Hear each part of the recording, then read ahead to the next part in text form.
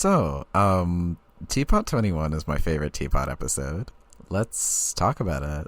So, I like this episode a lot because it brung together a lot of what makes BFDI so good to me.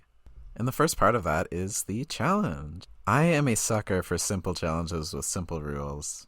I think a golden example of this is BFDIA 17's challenge, because the premise was super simple and easy to follow, and you could never forget what the contestants are trying to do.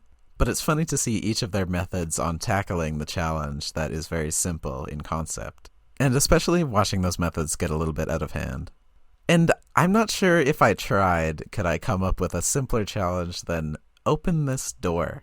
It's unforgettable, and it's so fun to see how each individual contestant tackles it with their own logic.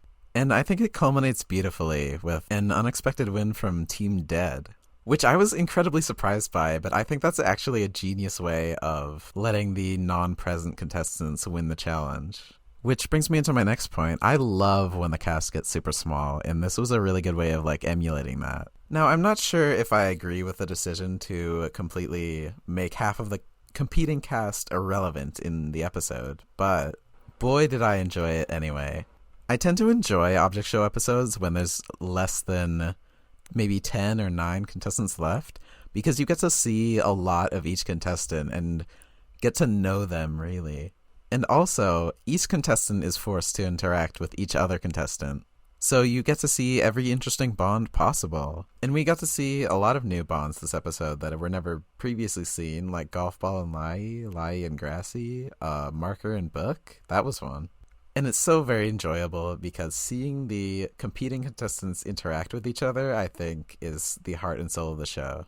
And I also do have to concede Fiery Jr. was incredibly funny. I wasn't sure about him at first, but oh my gosh. He had so many great jokes because he plays so well off of nearly everybody.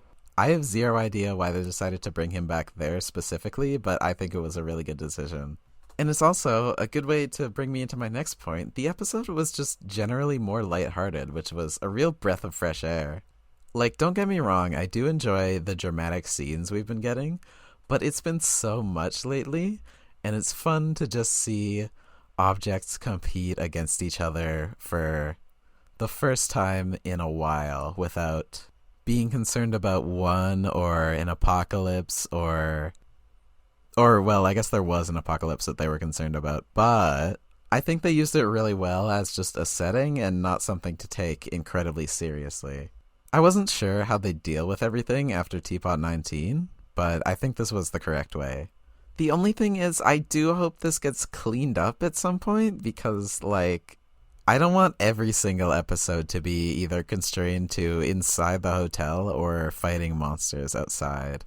I think the normal, not gray outdoors is a really important setting for the challenges, and I can't imagine everything being constrained to just help out inside the hotel or something.